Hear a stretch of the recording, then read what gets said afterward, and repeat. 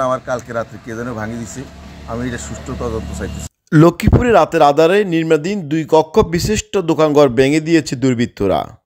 শুক্রবার রাত 9টার দিকে ক্ষতিগ্রস্ত ব্যবসায়ী আনোয়ার হোসেন নির্মাণাধীন দোকানঘর ভাঙচুরের বিষয়টি নিশ্চিত করেন।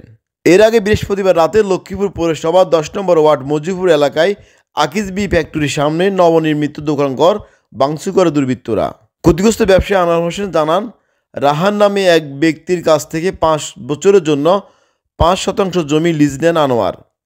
লিজ নেওয়ার পরে ওই জমিতে একটি টিনশেড ঘর তোলেন। নির্মাণাধীন দোকানঘর ভাঙচুর করার সময় দুর্বৃত্তরা টিনশেড ঘরটি ভেঙে ফেলে। এতে ব্যবসায় 3 লাখ টাকা ক্ষয়ক্ষতি হয়েছে বলে দাবি তার। আমি দীর্ঘ 2 বছর হয়েছে আমি এই জমিটা রায়হানের থেকে ভাড়া নিচ্ছি। রায়হান দেখলাম এই জমিটা তার থেকে ডিট চাইছি, হের নামে রায়টায় আছে, 5 ডিসিম জমি ওর নামে আছে। পরে আমি ওখান থেকে ভাড়া নিছি। তো ভাড়া নেওয়ার পরে ওর লাগে আমার ডিডির মধ্যে লেখা আছে, যদি আমার টাকা দিয়ে আমি ঘর করি, ওই ঘরের টাকা 5 বছর পরে ওর দিয়ে আমারে হিরে দিব। তো আমি ঘর করতেছি। এখন ঘর করার পরে 2 বছর আমার কোনো বাধাবিঘ্ন করে নাই। আমি ঘরটা করতেছি, এখন নির্মাণও এখনও হয় নাই, কিন্তু এখন এই ঘরটা আমার কালকে রাত্রে কে যেন ভাঙি দিছে। আমি এটা সুষ্ঠু তদন্ত চাইতেছি। প্রতি ধরনের এখানে লাখ 30 টাকা আমার ইনভেস্ট করছি। এখানে আর একটা ঘর ছিল, ওই ঘরটাও ভাঙি। ঘরের ভিতরে এটার কাগজপত্র। আপনি যার কাছ থেকে লিজ নিছেন বা কট নিছেন 5 বছরের জন্য, তাকে কি বিষয়ে জানাছেন আপনি? তার বিষয়টা এখনও তারকে ফোনে পাচ্ছি না আমি এখন পর্যন্ত। আমার কাছে খবর গেল বিকেলবেলা যে তোমার ঘর তো এটা ভাঙিয়ে এলাইছি। এখনও পর্যন্ত তো আমি বিষয়টা আগে জানাইছি, যখন আমি মধ্যে দিয়ে ঘর করতে আসছি। আর আমার ঘরের মধ্যে বাধা উঠছে, বেলা মোল্লা করে তুমি এখানে ঘর করতে হচ্ছে না, ঘরে একটু সমস্যা আছে। তখন আমি ঘর অফ করে রাখছি।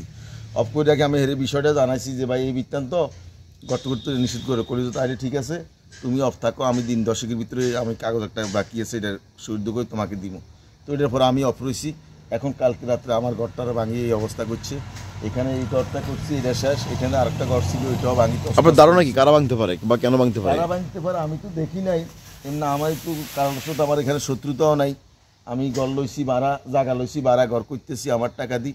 শুধু ওই দিন করতে আসি, এর মাঝে গ্যাপ ছিল, করতে আসি। এর বেলাল মোল্লা করি যে তুমি এখানে ঘর করতে ঘরে জামিলে আসে, তোর আমি অফ রাখছি।